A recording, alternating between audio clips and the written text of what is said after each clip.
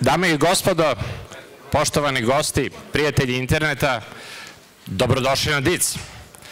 Želim vam dobro jutro i jako sam zadovoljan ovako dobrim odzivom na naš 6. DIDS po redu. I ove godine smo uspeli da postignemo da budemo bolji nego ranije. Nadam se da ćete biti zadovoljni programom. Ja bih vam predstavio gospodina Dušana Stojičevića, predsjednika našeg upravnog odbora, koji će reći za par reči za početak o našem, da kažem, konceptu i tome šta ćemo vidjeti danas, pa da počnemo. Hvala. Hvala, Danko. 6. put po redu mi otkrivamo tajne domena. Družimo se zajedno 6. godinu i pokušavamo da uđemo u sve ove internet filmove koje ovde vidite. DIDS kao organizacija koja rukovodi .rs i .srb domenom je omogućila vama da izaberete koji ćete od ovih filmova najradije poslušati. Možda će vam se sviđati najviše prvi blok, možda će vam se sviđati drugi, možda treći. Prvi blok ću ja probati da vam otkrijem i da odgovorim na pitanje ko je gospodar interneta u maniru, citirat ću jedan film gde pitaju jednog glumca u toku scene ko je predsjednik Sjedinjenih Američkih Država, a on odgovara John Wayne. Tako da, evo, ja ću vam otkriti, mada mnogi možda u sali misle ono što se kaže u balkanskom špijunu cija snajka cija, ali u svakom slučaju otkrićete za koji minut ko su to gospodari interneta i ja imam sreću da vam kažem da ove godine prvi put sa nama su predstavnici ICANN-a, naše organizacije čiji smo članovi i koji su podržali ovaj događaj, i da vam najavim da će drugog dana, ove godine, znači imamo drugog dana ćemo imati regionalni internet forum gde ćemo pričati o temama, problemima i raznim stvarima koje se dešavaju u našem regionu. Svakako, toliko koliko vas ima, govori da ova domenska priča ima svoje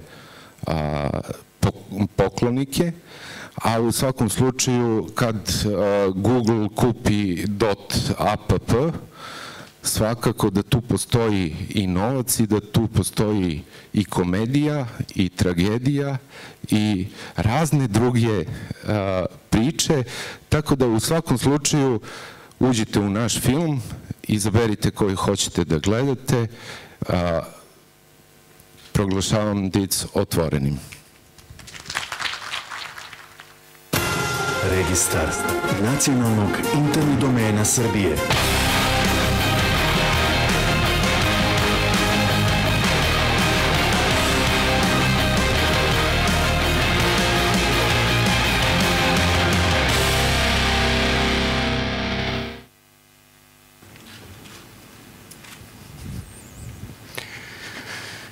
Dobar dan, dobro jutro još jednom. Moje ime je Vladimir Radunović. Ja ću moderirati ovaj prvi blok za one koji su ovde već 6 godina sa nama, mislim da ne moram da se predstavljam, ali posle ovog uvoda koji je Duša napravio, ja stvarno mislim da ćemo imati definitivno neku epsku epopeju u ovoj sesiji i nadam se da možemo da konkurišemo za zlatni domen ili tako nešto ko bude ovo najbolji film ovog jutra. To pitanje ko su gospodari interneta, znate kako je to kod nas bilo? To sam čitao po nekim novinama, zadnjih meseci postoji nekih 9 mističnih ljudi sa nekih 9 mističnih ključeva. koji kontrolišu internet.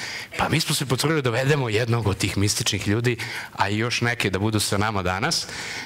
I nadam se da ćemo uspeti malo da otkrijemo tu priču ko upravlja internetom i šta će se desiti u stvari od septembra 2015. Jutro smo nešto malo pričali i kao jedan teaser ljudima je bilo kad nas pitaju šta će se desiti od septembra, šta se to dešava od septembra, mi smo rekli neće više biti interneta. I onda je bilo kao, stvarno, baš je problem. Neće baš da bude tako. Danas idemo u jedan deo, odnosno pričat ćemo o jednom specifičnom aspektu, naravno domenima, ali onom aspektu bez koga internet ne bi mogao da funkcioniše, to su domen adrese i to su IP brojevi, oni brojevi koje svaki kompjuter mora da ima da bi mogao da bude povezan, i još neki parametri bez kojih prosto internet ne može da funkcioniše. Ko u stvari odlučuje ko dobija taj RS domen ili taj com domen? Ko odlučuje ko dobija taj IP adres? Što ako neko ostane bez IP adresa? Ko u stvari time upravlja?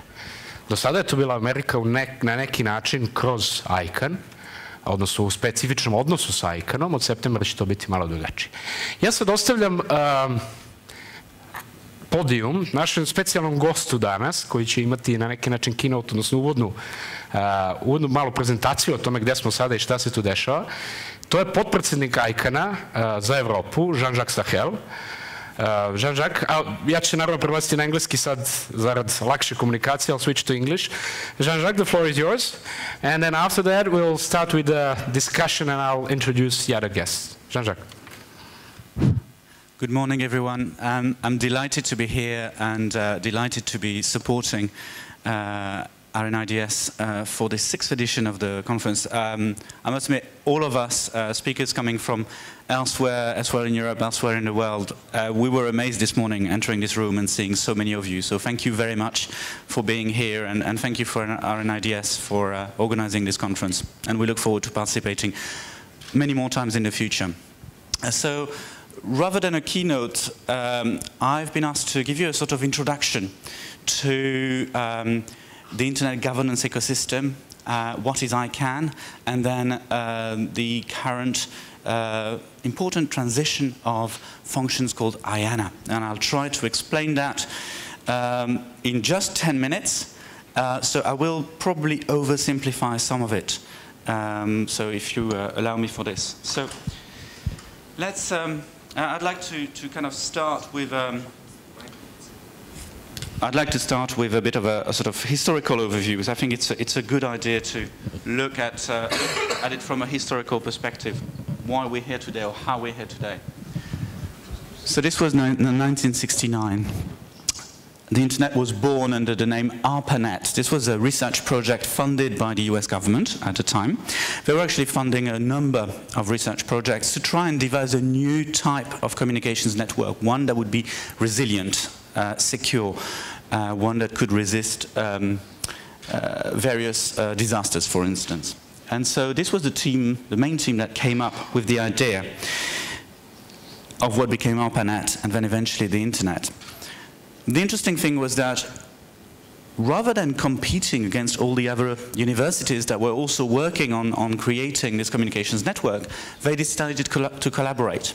They thought, hold on, we have a pretty good concept, but let's make sure that it's a really good concept. Let's request comments from these other universities and try to improve our technology and improve our concept. And that's how they came up with ARPANET, how they developed it, how it continued to improve, because rather than just being this small team at the University of California in Los Angeles, they started working with all sorts of other experts elsewhere in the United States and soon around the world. So that the technology benefited from all this brain power, this collective brain power from lots of different scientists and engineers rather than a small group. And this mode of functioning, this collaborative way of doing things continued as the internet developed. And it included a growing number of stakeholders, people that had an interest, a stake in the internet. So it was primarily scientists and engineers with the US government in the background because they funded the project, and then little by little it was a number of research institutes from all over the world and other governments, businesses, etc. This way of working became known as a multi-stakeholder model. You'll hear more about that all this morning, really. And this is a way in which many of the organizations, most of the organizations involved in internet governance work. It's bottom-up. Anyone can come up with an idea, and it's collaborative and decentralized. And I'll move on to, if you look at, whoops. Yeah, sorry. Oh, great. Great, okay. Oh, no. There we go. This is a very short summary of what we call the internet governance ecosystem. In introduction, it was mentioned, who are those mysterious masters of the internet? And unfortunately, there are no real masters of the internet. Certainly it's not me.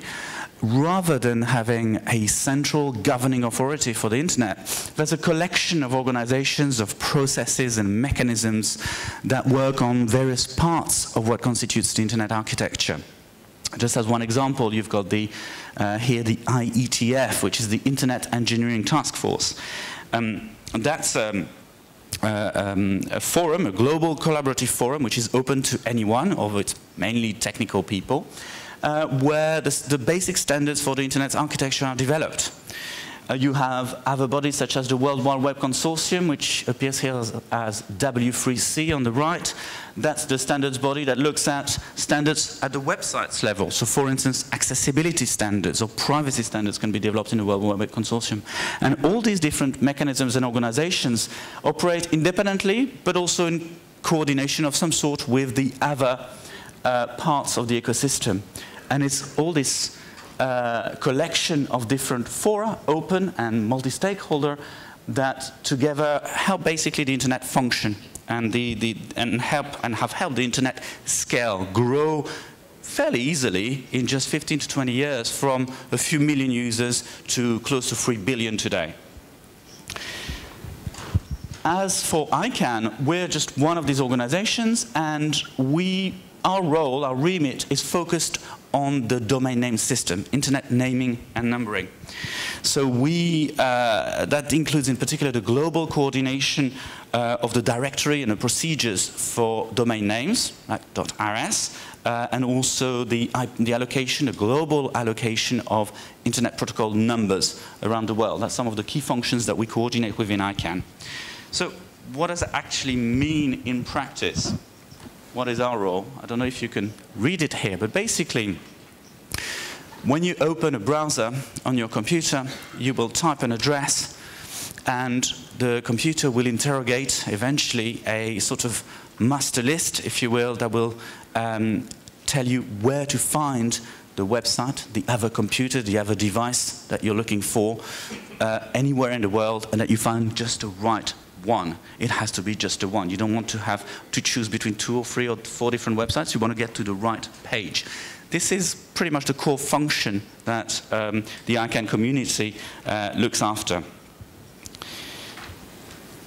Now, we'll just move on. So ICANN as a community basically brings together a number of stakeholders, the engineers, the governments, businesses, the registries like RNIDS, and together they develop procedures for domain names. Whether it's new domain names that are coming and they might need some sort of special conditions because of what names they are, whether they're a community name or a geographic name, they might have some special rules attached to them, or whether it's simply some technical standards that need to be applied across the board. That's what the community does. They together, discussing amongst various types of stakeholders, agree on common procedures for the management of the domain name system. Once they agree those procedures, those policies, then for some of the core functions, they instruct ICANN to implement those policies and procedures through what's called the IANA functions. And those functions involve the coordination of unique internet identifiers. The numbers, the IP numbers, the protocol parameters, which are about 100 or so standards that underpin how files are basically carried and received on the internet, and then domain names. On the domain names part, it includes in particular this kind of master list, if you will, that we'll call the root zone directory, which basically explains where you can find a particular computer. And I will show you in a minute what it actually means in practice. Now, what is so I've mentioned IANA. In passing, as I said, I will simplify it and go fairly quickly, and we can come back on the detail in a minute.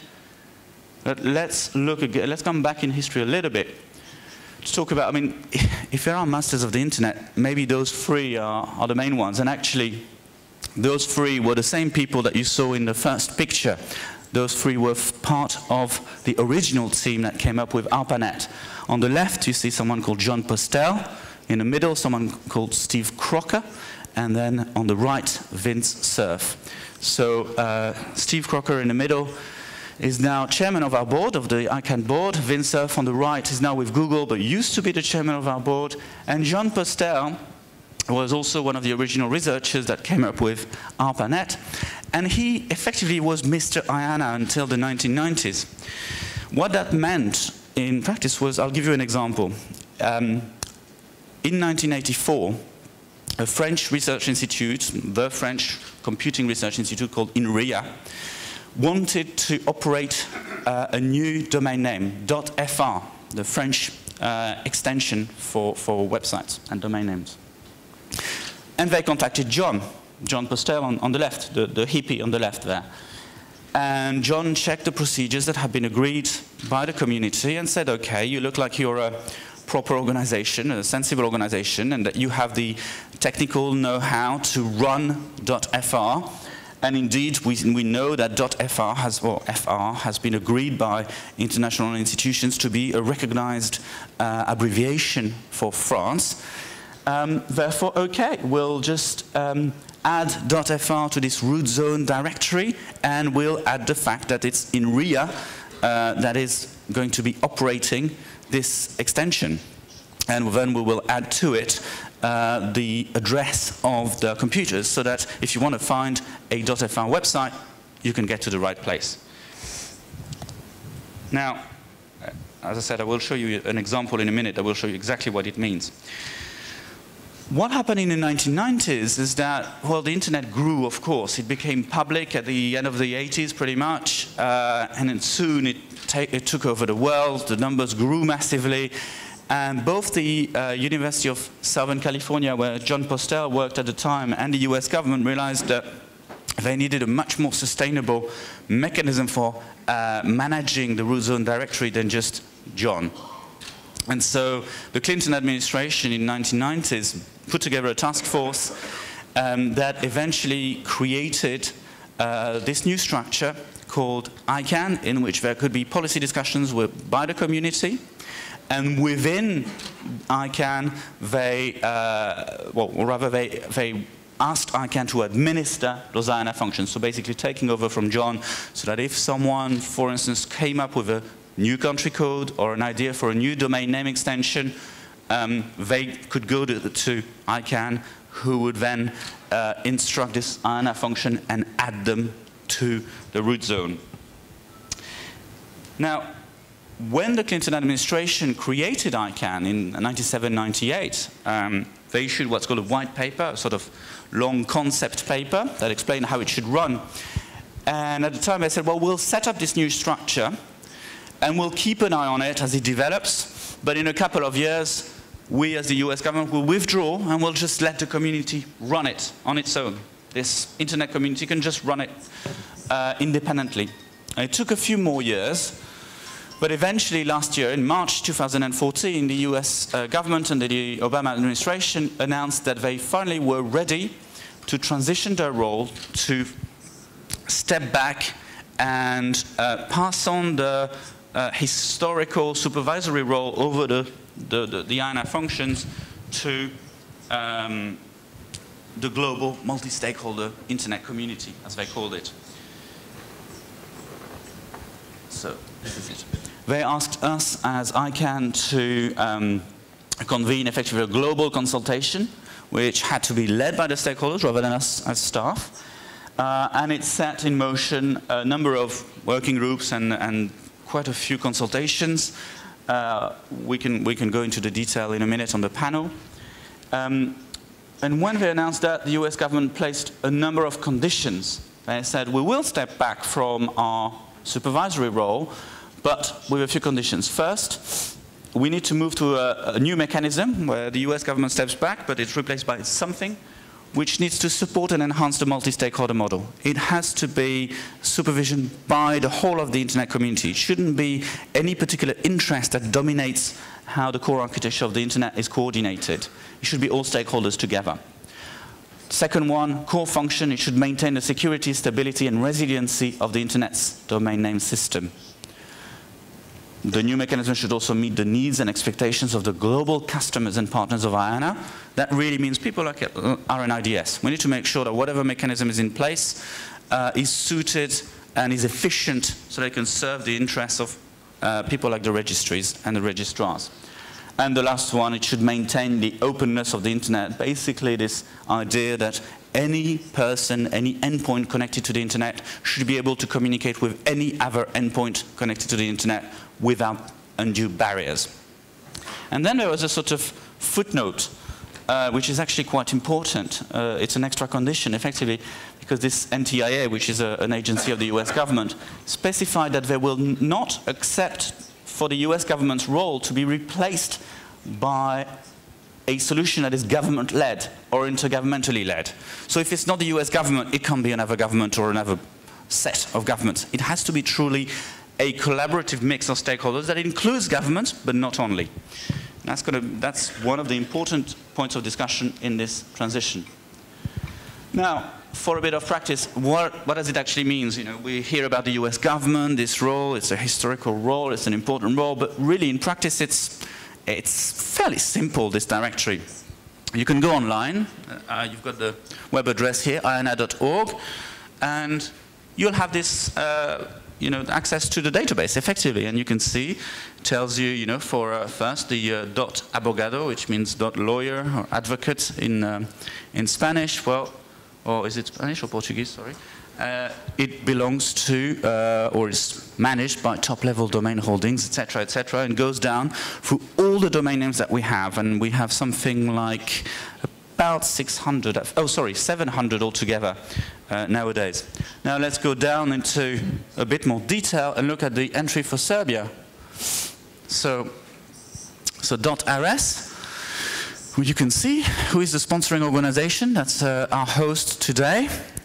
It tells you who they are, gives you contact details. It should give you also the actual names. It doesn't have your names, guys. We should add that, Danko and Rushan. And that's a really important bit. At the bottom there, you can see the name servers. So what that means is that when you send a query, you look for a .rs website, your query is effectively sent to one of those numbers, one of those servers that are hosted by RNIDS. And then those servers say, okay, we know this particular domain, and it goes to the right website. They point you to the right corresponding number. That's basically what it's all about. It's an important function, but it's not completely revolutionary. It's basically a directory. It's an important one. It makes sure that the internet remains unique and global, because we want to be able to just reach that one website, that one person, that one device, not be confused by all sorts of other addresses and end up nowhere or end up with too many choices and not the right place we want to go. So it's important, but it's still fairly simple at the end of the day. And that's what keeps us unique. That's what keeps our internet global, unique, and that's one of its most important aspects, I think. The internet is one of the first tools that brings us all humans together, and we should cherish it. So I will leave you with that. I think I've spoken for quite a bit, and we can go into the detail. If you want to know more in detail about the transition, here's a lot of detailed information. Thank you for your time. Thank you, Jean-Jacques. You can straight go there. Take your chair. Thank you for ruining the nice vision of 9 keys and 1 key to rule them all. I mean, that was the point of the rules of the laws of the internet.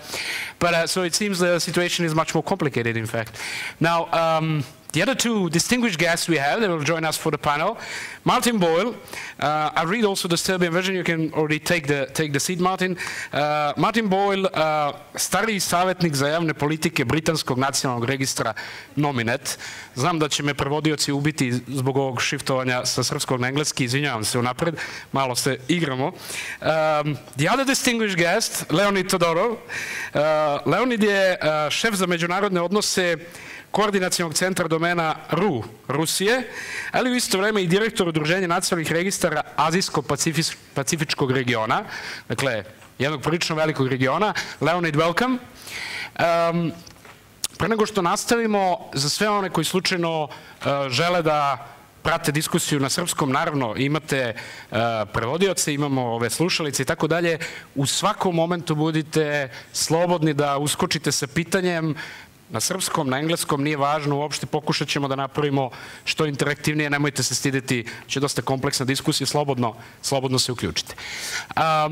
Okay, guys, maybe I'll start with Leonid, and somehow the concluding part of Jean-Jacques' previous intro was that actually it's a database, it's nothing so serious, it's a technical driven. Why do we matter? I mean, why are we discussing it here? Why those 300 people here should matter about it at all? Okay. Well, first of all, welcome to our panel. Yes, of course, and I'm very happy to be here, and I'm most grateful to the NIDS leadership who made it possible for me to come, because obviously Russia went actually into some dire straits, and it's not that easy for us any longer.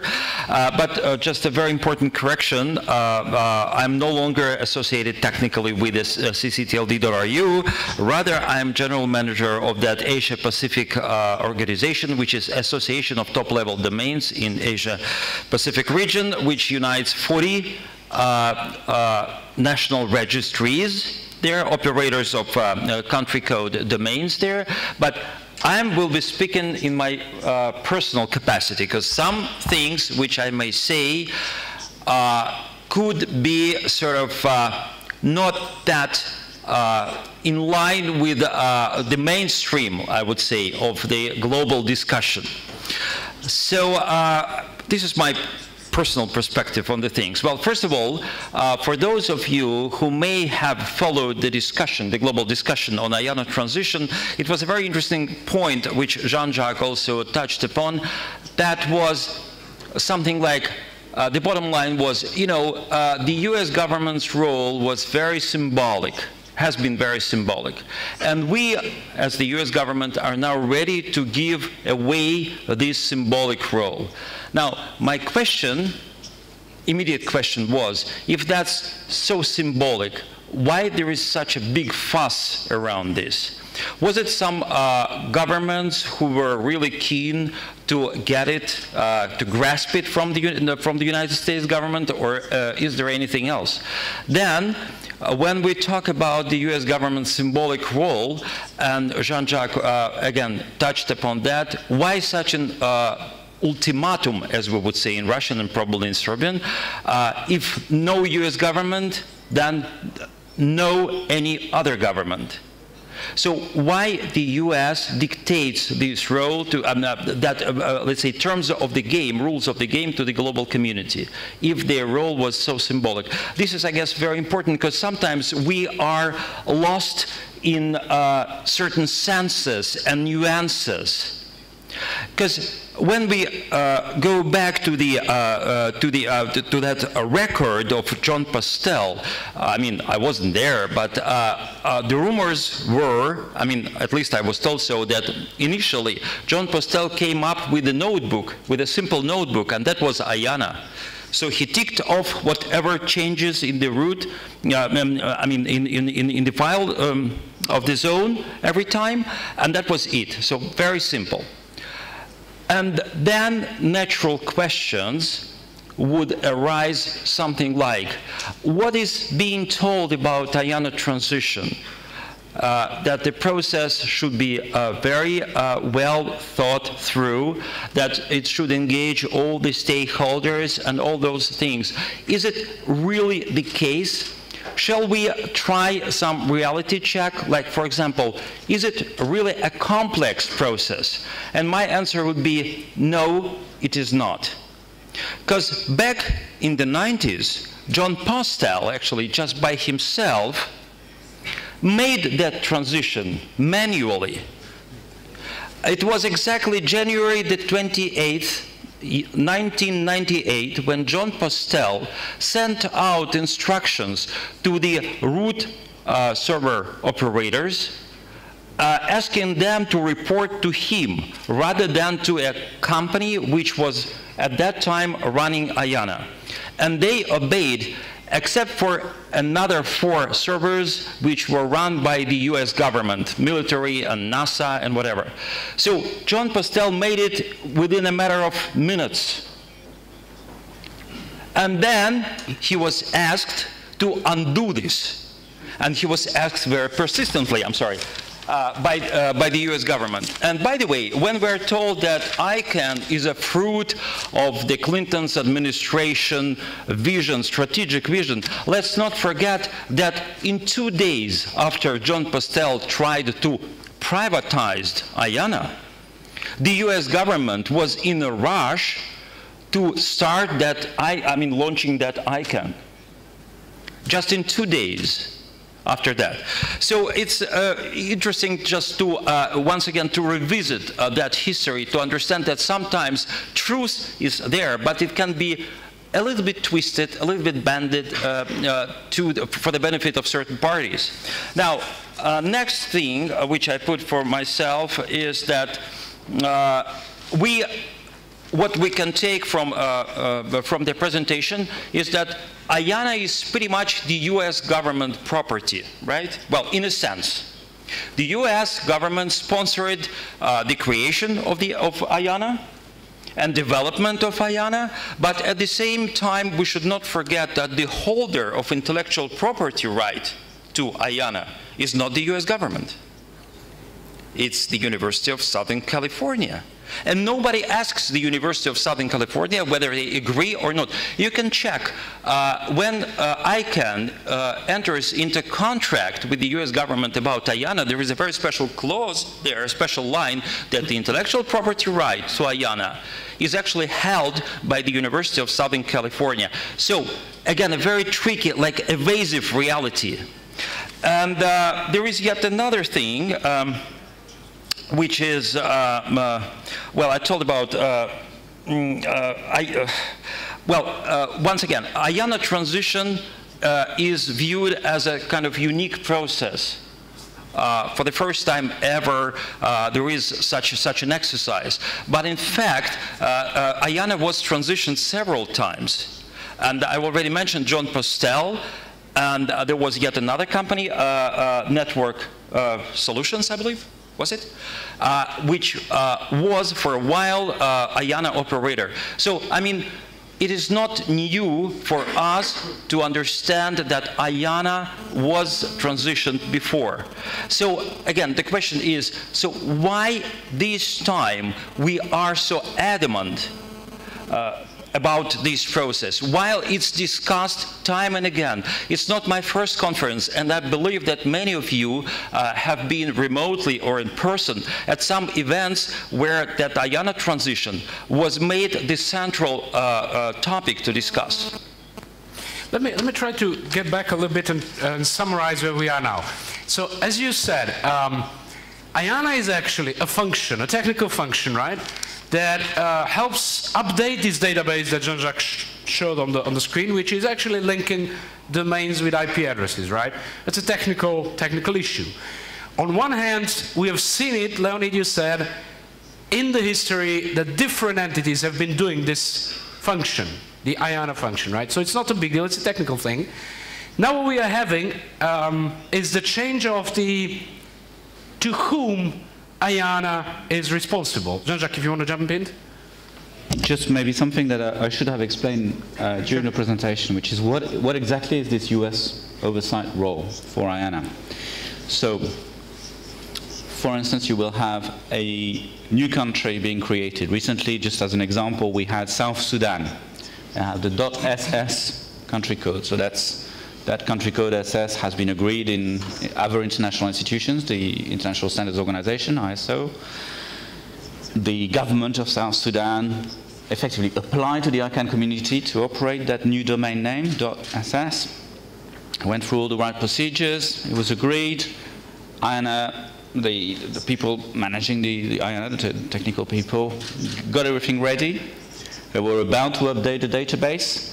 Before they updated the database, they just contacted this NTIA, this US agency, and said, we're about to add .ss to be run by the government of South Sudan to the directory. We've followed all the procedures. Are you happy that we have followed the procedures appropriately? The US government would look at it and says, yes, you have followed the procedures appropriately. Please update the database. That's broadly the US government role as it stands today. And before I move to Martin, I'll give you a quick reflection on that. The question that users following this are often asking is, so what happens if the US administration, for any reason, says no? So does it mean that South Sudan would not get, in spite of the procedures, because the ultimate authority is US, would not get a domain? What happens if the US decides to kick out Iran because of sanctions, which has never happened, by the way? This is interesting. The US has never misused this position. We can discuss why. But is this influence of US actually, can it influence the internet and the functioning of the internet? Now, let me switch to, I'm just throwing this to the discussion. Yeah. Let me switch to Martin with now brief initial reflections from your side. Thanks. I think my starting point is that, yes, the United States government has always been seen to have quite a dominant role in quite a simple function. And for a lot of countries around the globe, that's quite threatening. I happen to come from a country where if something were to go wrong, it would be quite easy for me to get the UK government to send its ambassador in and to sort it out quickly. So I can, from that perspective, understand the concerns that somebody might have on the US government role. And as a net result, I actually see a very important step, the step of moving it away from the US government in what, in terms of 1998, would have been privatization.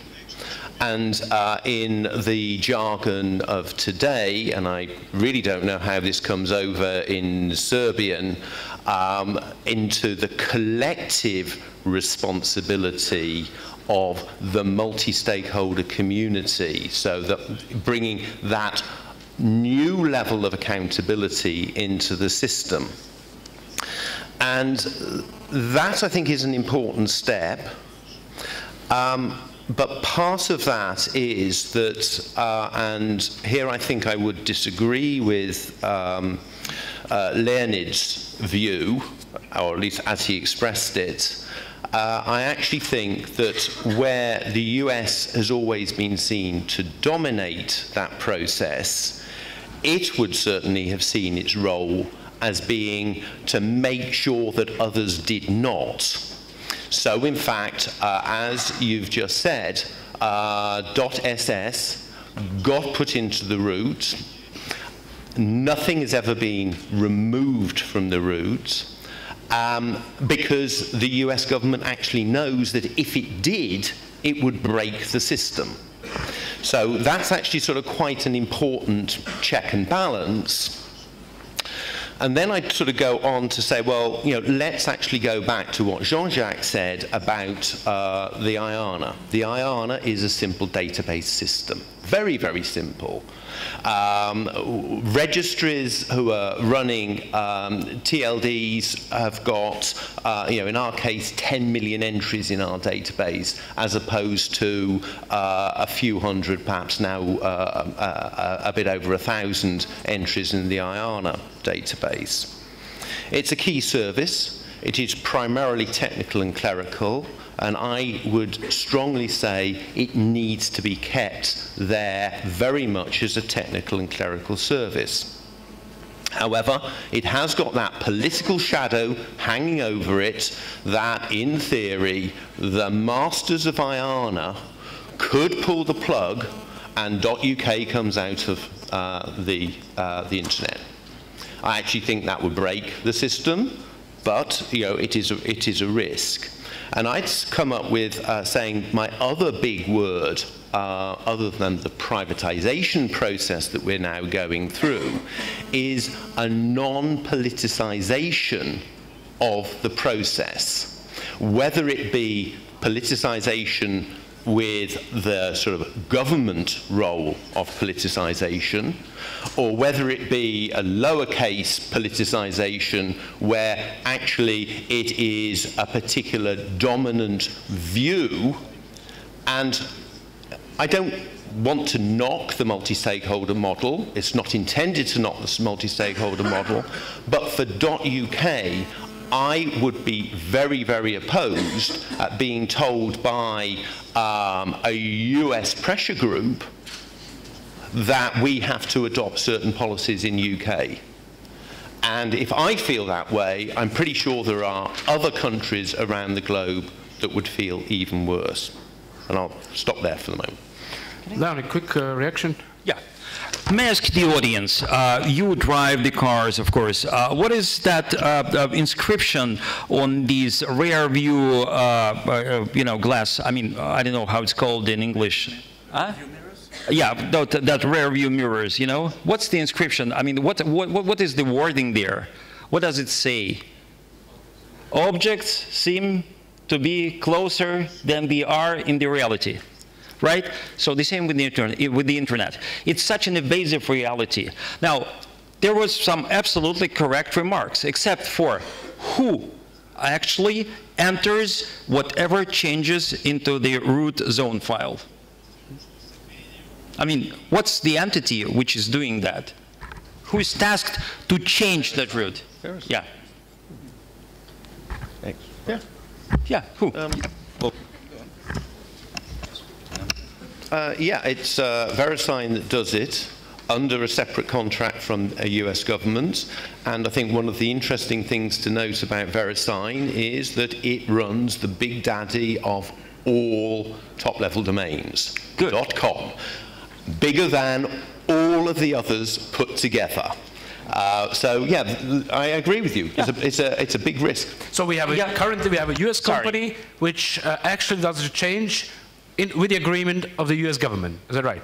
That's yet another point. Now, who is eligible so far at this present stage to enter into IANA contract with the US government? And the answer is, one of those key qualifications is the supplier to the, to the Ministry of Defense of the United States. And the one and only bidder for that IANA contract has so far been ICANN, right? So we should also bear this in mind. I mean, I'm happy about these things to change. I mean, that's fine.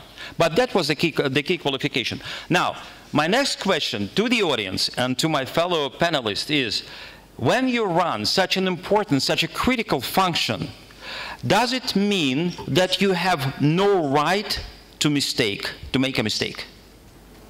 I mean, if you have this ultimate authority to decide whether such and such change in the root zone file should and must be done, does it mean that you have no right to make a mistake?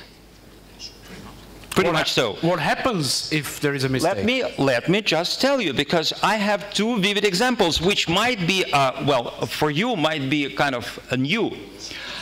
.tm is a top-level domain for the Republic of Turkmenistan, a very obscure country some of you never heard of. It was a part of the Soviet Union, and it's a very peculiar country. Suffice it to say, it's second to North Korea in terms of openness. .tm is supposed to be run by some Turkmen, whatever entity. But you'd be surprised, it's run in the United Kingdom by some British company under some circumstances, which under some circumstances was delegated that right, was mandated to do that, and the government of Turkmenistan has no idea whatsoever how that became possible. I mean, they talked to me very openly. They said, we never granted any letter of support to that organization, to the best of our knowledge. Let's I'm sorry. No, it's a great example, and I'm sure there are other examples. There were a couple of good comments on the Twitter wall. One was that X-Files movie music would suit well in the background of this discussion. The other one is that unfortunately we don't have any lady with us today at the panel, and I know, and we apologize for that. We've been trying our best, but it just didn't work this time. We promise next time. I hope we promise next time to have ladies as well at the panel. Then there was a question which was related to whether it's really only about a database or, I mean, the whole content of the internet and so on, and how important is that. We're not going to go into that part of discussion.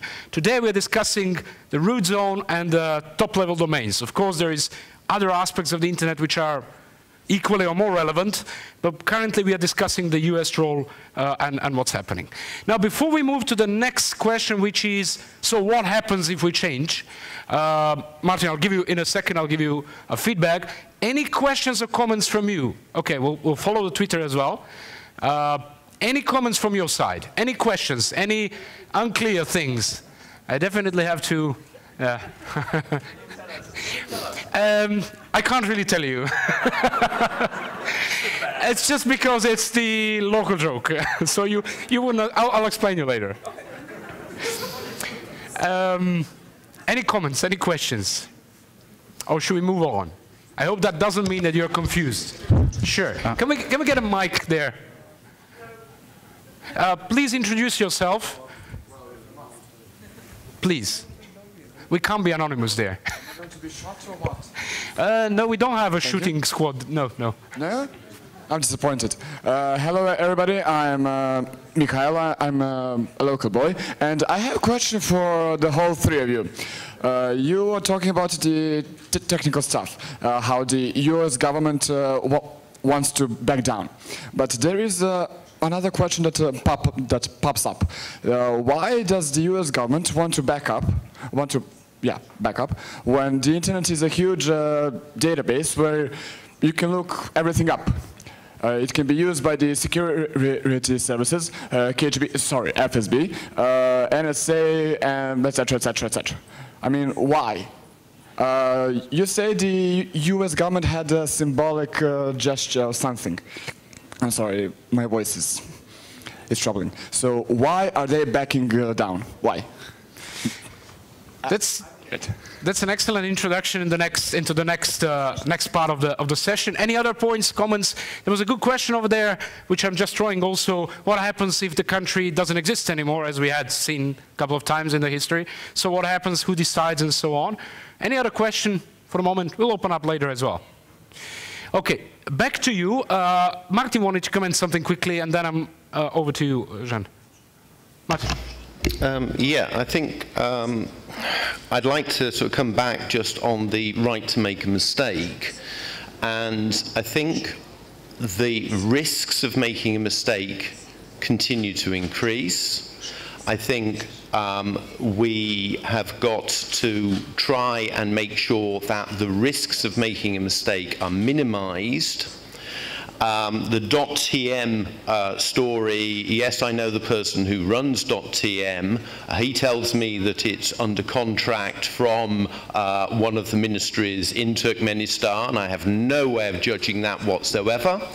And I would actually make the point that the IANA functions operator doesn't have the ability to judge who is the authority that they should listen to in Turkmenistan or in any of the other 190-something countries in the globe.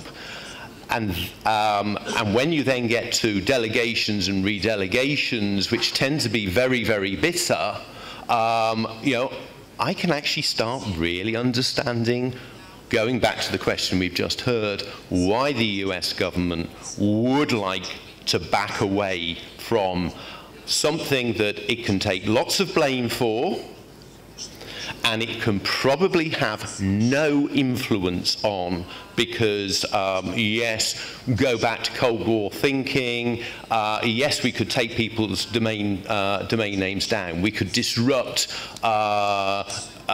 foreign powers' governmental communication networks.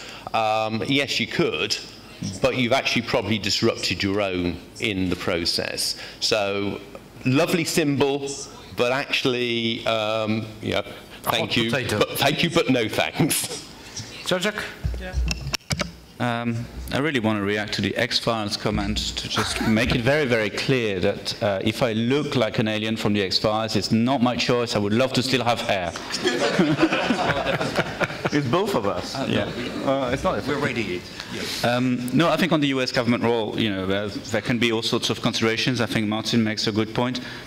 I think what's interesting to look at is, you know, from an institutional perspective, and then a US government or US way of thinking, they like things to be run without too much government influence generally. They don't like big government. That's the way to think about it. So an innocent way of looking at it, which is what the white paper in '97 said, is we'll set up this structure and we'll keep an eye on it, we'll keep a backstop on it to make sure that nothing goes wrong.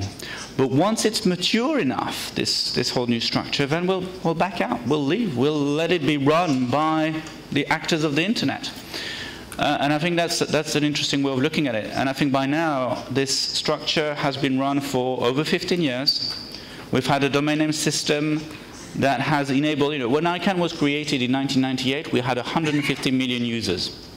Now we have close to 3 billion users. With the Internet of Things, depending on which predictions you hear, we could have 50 billion devices connected to the Internet. I mean, that might be a high figure, but never mind. What that means is over just 15 years, we've had this tremendous growth. And to enable that growth, you need a system, an underlying architecture that is very scalable and that is very robust. You need to add many numbers very quickly, very many internet addresses. You need to have enough space, if you will, for domain names that you can grow that much. And you need the whole system to be coordinated at global level so that you don't have fragmentation, that you can find this whichever other computer you want that's connected to the internet anywhere else in the world. That's actually remarkable, just in 15 years, to have basically been able to bring this to almost half of the population of the world. It's pretty amazing. So I think we have a system that's matured well enough. So if you look at it from a structural perspective or an institutional perspective, it's working well. Why should there be well, there's basically no need for a government to keep an eye on it. Let the community run it. That's one way to look at it, and there's other aspects. Let me disagree. Conspiracy-minded as I am. Leonid, you have a lot of thumbs up. Yeah, absolutely, absolutely. Well. Still, remember 1998, some of you may remember that. That was a great time for the United States. No, let's say, no match for them in terms of that superpower status. And yes, obviously, Clinton's administration, the best and the brightest, I know them very well, some of them in person. They were really visionaries in many senses. And yes, for them it was quite obvious that the government should step back and let some private company to run you know, the internet, to govern the internet, let's put it in such a way. So that's probably why I can. But at the same time, again, just a reminder, that idea popped up exactly in 2 days after John Postel tried to privatize IANA. And I would imagine why, because John Postel was one of those hippie guys who did believe in public good. And I think that he's got, this is my speculation, he's got absolutely infuriated when he realized that IANA, his baby, was actually commercialized. And the contract was between a commercial company and the United States government. That's probably what was underpinning his move. I mean, again, I'm speculating. Now, coming to our days, so what we see now, we see Obama administration, the Obama administration ready to give IANA away, right? And you, Jean-Jacques, suggest that this is a pretty pro-private sector-led exercise. But judging the Obama administration, I must say that this is the most socialist government in the over the last 100 years, let alone Franklin Delano Roosevelt. I wouldn't believe in Obama's move towards a free market and a private sector, because his experience, his record was absolutely opposite. At the same time, we have Republicans who are hardcore marketeers, you know, they are pretty much pro-market, and they insist that IANA should stay on as a national asset for the, with and for the United States, because they don't believe in goodwill of certain governments, and here I would agree with the Republicans, certainly. But at the same time, we do understand that the pendulum was going from that free market and less government towards less free market and more government, which I hate, but this is the reality. So again, the question is, conspiracy-minded, remember, might it be a smoke screen move to sort of camouflage a certain thing which is going on behind the scene, which is that VeriSign contract with the United States government.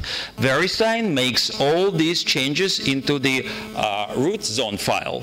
IANA simply notarized this process. So let's give away IANA. Let's make this scapegoat so that to keep everyone's happy.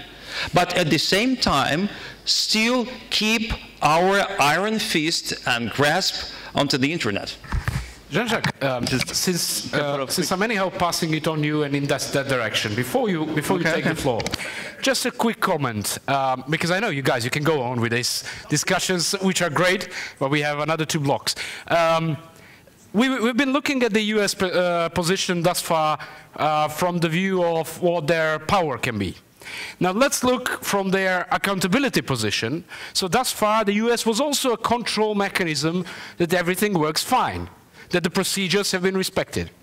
Now what happens now, if there is no US from September on, there is no one actually who is above ICANN and IANA and who can say, guys, you're not doing a good job.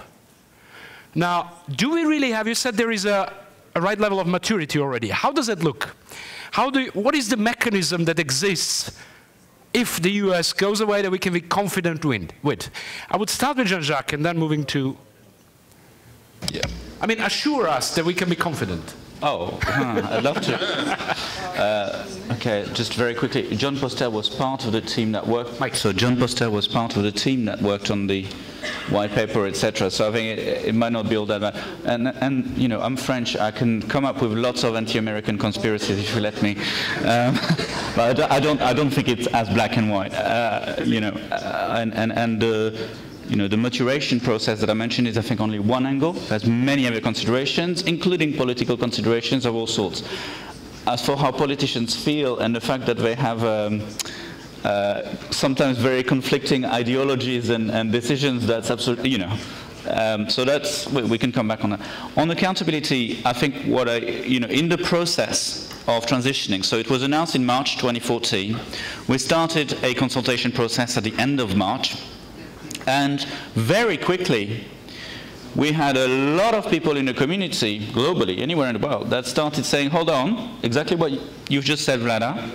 if the US government goes, I mean, we might think it's not right to have a government at the top of the pile, but at the same time, having the US government in charge just ensured us that if something went wrong, they could say, hold on, stop it there. So there was a parallel process that was created that we called Enhancing ICANN Accountability and Governance.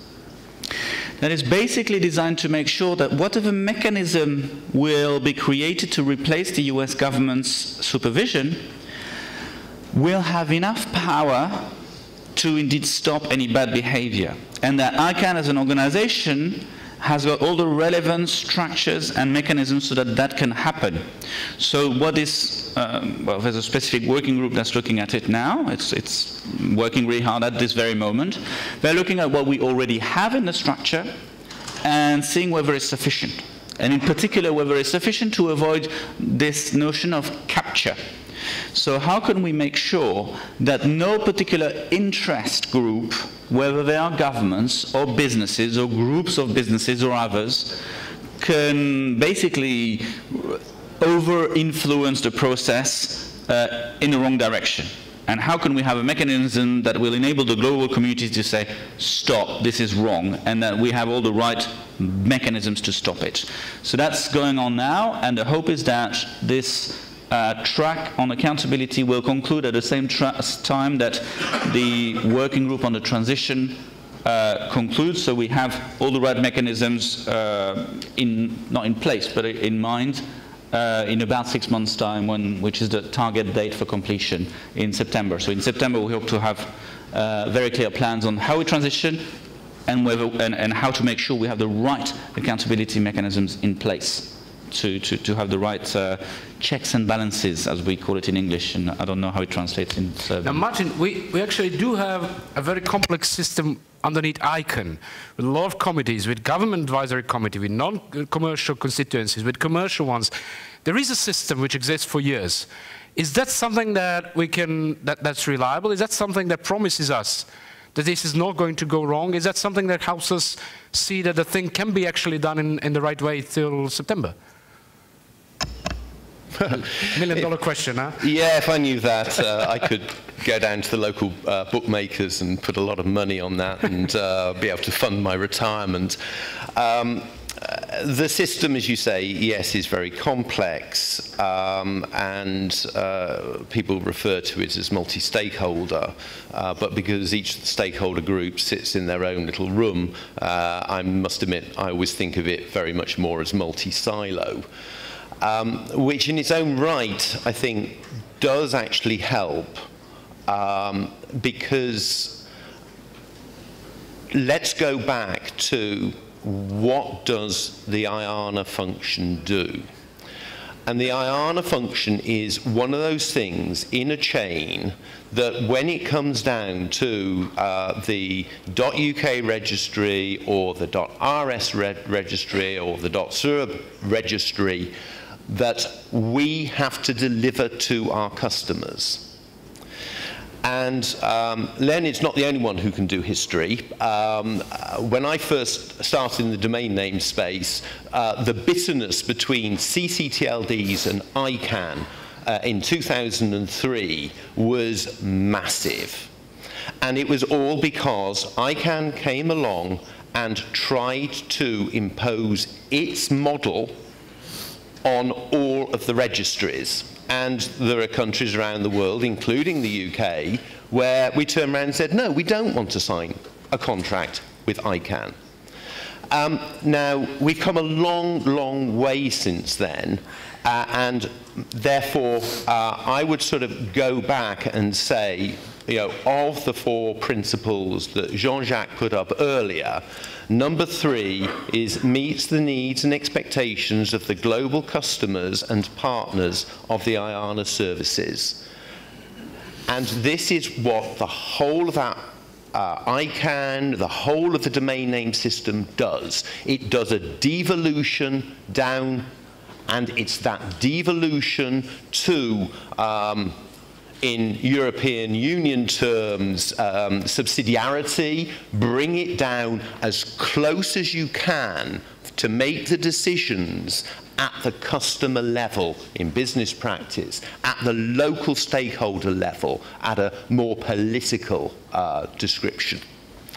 And that, for me, is where it becomes really important. And that's why an event like this is so important, because I would hope that RNIDS goes away from this with a better understanding of what the Serbian community want and expect and needs, and that will then empower the Serbian registry's voice when it stands up in ICANN and says, we need to achieve something.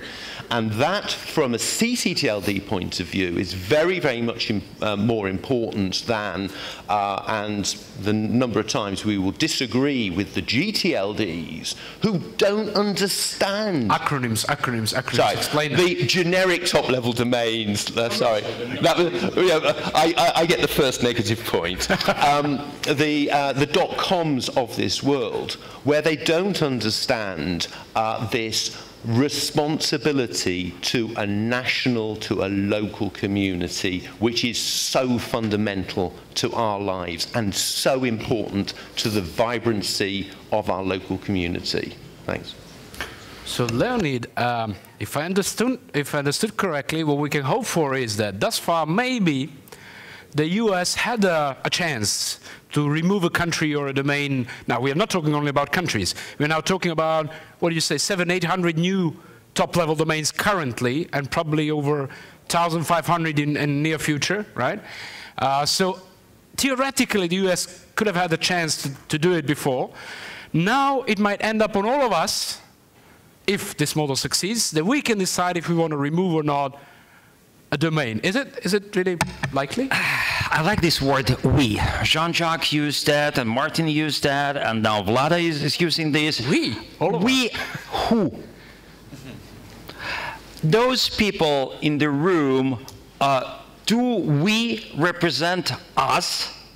The global, or a part of the global community, let's say the Serbian community? Are you sure about this? Let me tell you very briefly a story.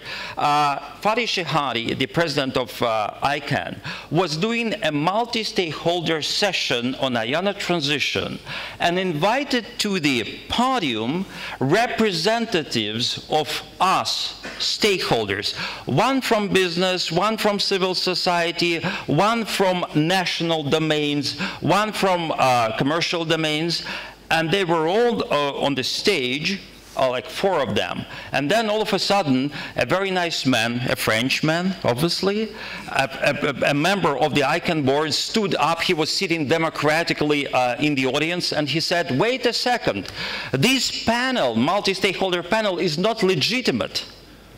And Fatih was, of course, a little bit embarrassed. How come? Yes, that man said, we don't have a representative of, from the internet users. And then I literally applauded Fatih because he made it, I mean, he found that way out. He said, but why shall we need a representative of the internet users community? We are all internet users in this room. See, again, things on the internet and in the internet governance area are a little bit kind of different from different perspectives. So when we mean us and we should be absolutely clear on this.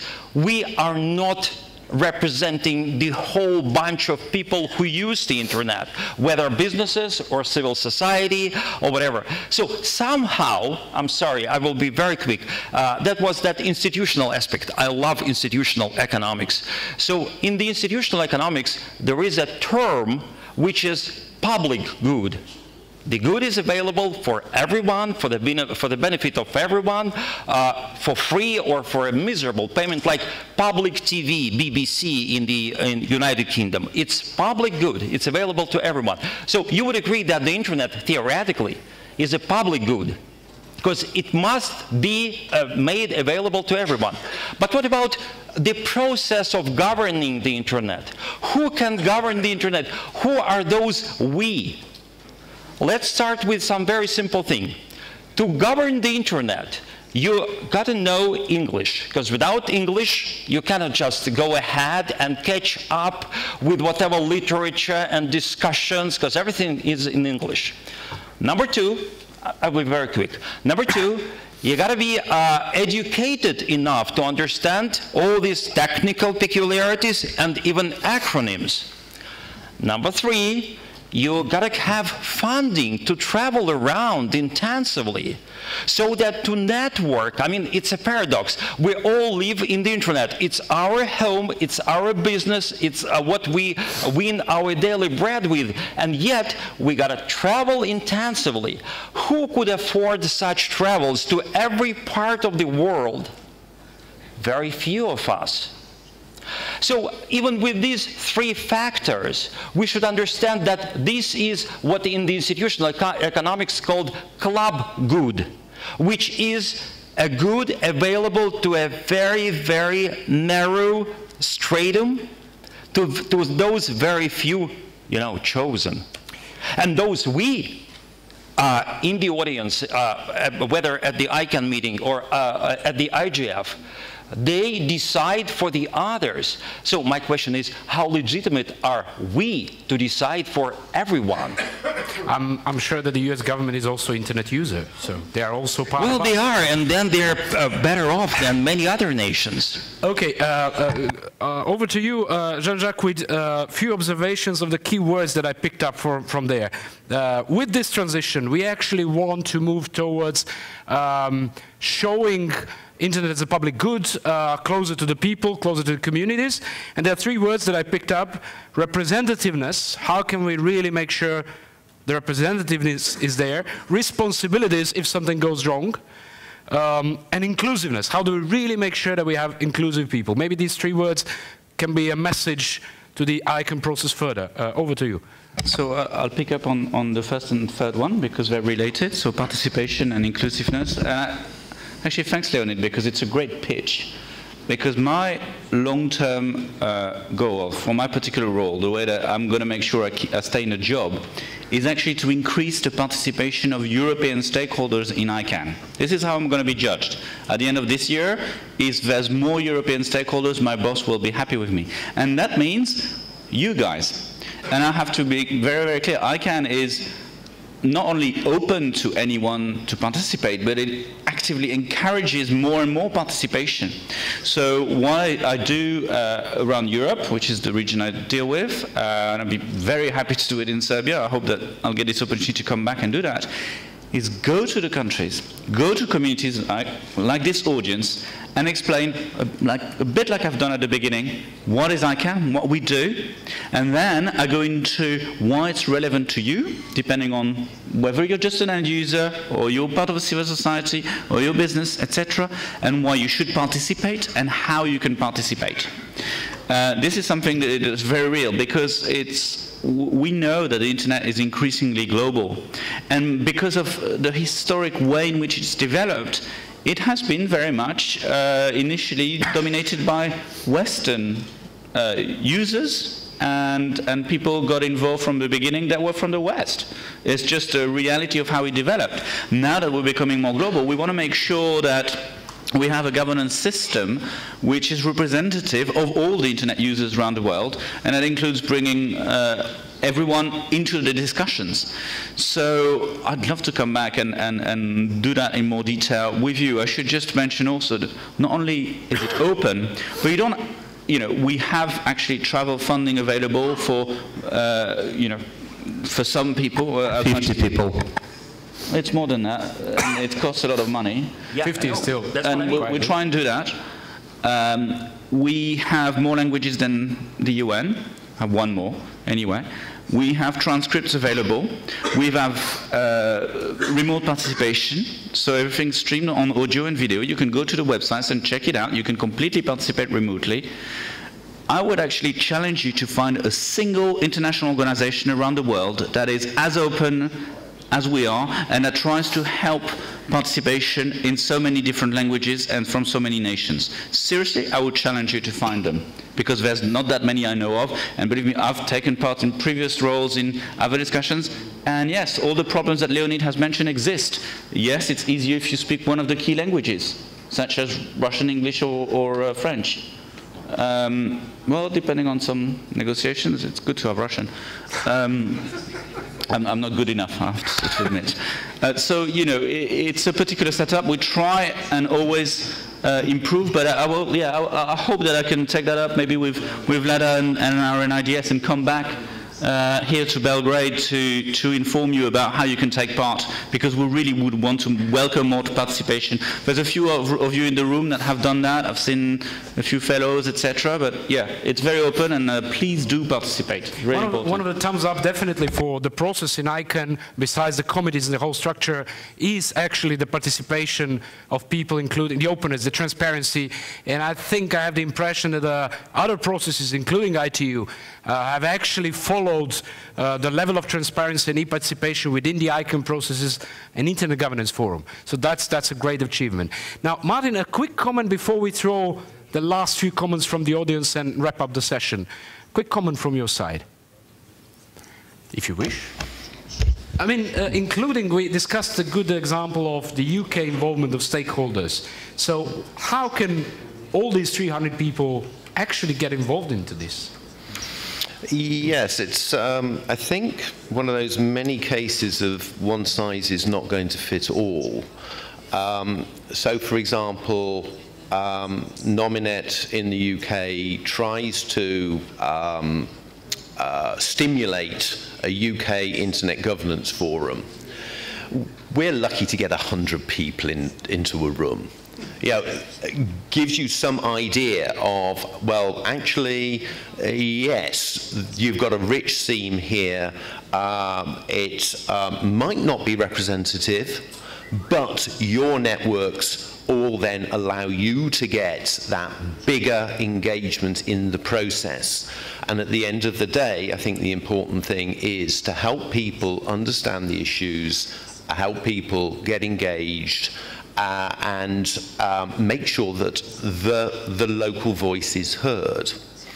Now, that is actually, and the particular point that Vlade was referring to, is engagement with intergovernmental organizations. Because trying to get involved in the ITU, and Nominet is one of the very few top-level domains that is a member of the ITU, is very, very difficult for all the reasons that Leonid has just outlined as being issues for ICANN. We were actually very lucky that the UK government, and both Jean-Jacques and I used to work for the UK government, has over the years cut and cut and cut. And now the UK government finds it actually very difficult to be able to be involved in all the fora that the International Telecommunications Union, an intergovernmental organization, has. So what has it done? It's opened up, it has a multi-stakeholder approach, and stakeholders in the UK can get involved in that process. And so, for example, at the ITU's Plenipotentiary Conference, at the World Conference on International Telecommunications, Nominet, me, had the pleasure, I think this might be the right word, of being part of the conference as part of the UK delegation. So you can see that you've got different ways of trying to make sure that the right voice is being heard, that people are making sure that the bottom-up model is very, very important, very, very key. And I would add on that even in Serbia, we have a number of people which are involved in all these processes, on their own, with their own affiliations, with RNITs, with the ministries, with the NGOs. So we do have actually a community which is working quite closely and having an impact. We can witness that. So we should probably get together more. Two final comments from the audience, if there are so. Don't be shy. Ide tamo, evo ga mikrofon. Samo kratko, pošto ste već bili, i tamo je bio još jedan u pozadini, čini mi se, pa ćemo i njega kratko. Just a short question. Who does your security at ICANN?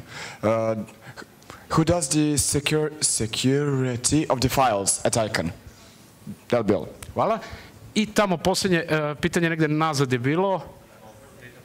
Samo se predstavite. Hello, my name is Miroslav Osic. I tweeted the question. We talked about the internet, and the internet that we spoke about is about 2%. What happens with the deep net, the another 98% of the internet, where is NASA and global data? Hvala. Thank you for that. We'll not address the deep web this time because it's more kind of a content part rather than addressing part. But I think I'll leave it to you for the first, well, maybe even the third question, if you want quickly. Jean-Jacques, Google. So the first security. One, that was .app, I think. Yeah. So there's been this new program this program for new generic top-level domain names. So there's things like .global, .guru that have arrived, and there were a number of companies that were interested in operating .app. And basically it goes through a process within ICANN to check whether the applicants are good, etc. If at the end of the process you still have at least 2 different applicants, then the way to decide between them, if you will, is that they go in a bidding process. And basically Google felt that it was worth, I think, $25 million to win this bidding process against a number of others involved, and there's a few auctions that have happened for other names. So that's basically it. The second one is security. Yeah, on security. You were talking about protection of data within ICANN. So there's different levels of protections. I know you can't give me an accurate answer. I just want to know, is the process done by a government agency or a private firm? Yeah, okay, we got it. Okay, I mean, it's as far as I know, it's done by our own people when it's for ICANN as a staff, if you will. Then you have the wider component of root zones, etc., which is done in association with root zone operators, and they have their own security procedures and committees to discuss those security procedures. Thank you. We have 2 more minutes, and I just want the final tweet, 140 characters from each one of you. Encourage people to get into that if you can. I'll actually start from Leonid. That's very simple. IANA transition is very simple. We're dealing with the natural monopoly, and it's good to break it up because that's the only way we can do. Take Gazprom, for example. It's very easy. Gazprom is pumping gas, so it shouldn't transport that gas. That's clear to everyone, and you guys fell that victim of the Southern Stream. So the same with ICANN. Break ICANN, get IANA aside through the community efforts, leave ICANN with some regulation, and get that right supervisory board to see what is going on with those 2 structures. And that will be it. Very simple. No need for whatever, sophisticated processes. It was almost a small blog, but fine. Jean-Jacques, I'll leave you for the end. 140. I think the best I can say is the new system has to be open, transparent, and accountable. And it has to be particularly accountable in making sure, and it goes back to the thing we said earlier about making sure that it is always accurate.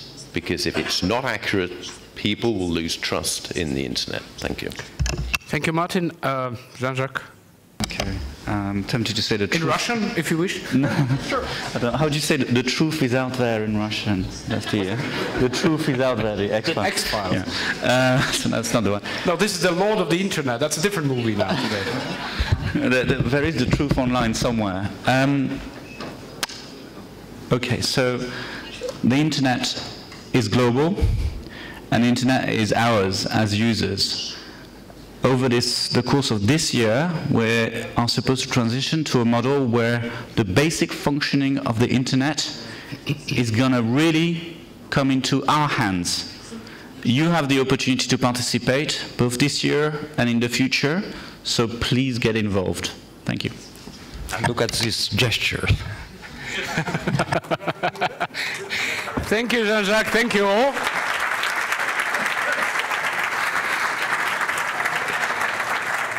Thank you all for coming. Hvala vam što ste došli na ovu sesiju. Mislim da je bilo zanimljivo, nadam se, bar meni je bilo zanimljivo. Tamo je osveženje, u susednoj sali imamo 15 minuta. Posle toga sledi drugi blok, pozovi radi trgovine i moj kolega Miloš Petrović preuzima. Vidimo se za 15 minuta. Hvala.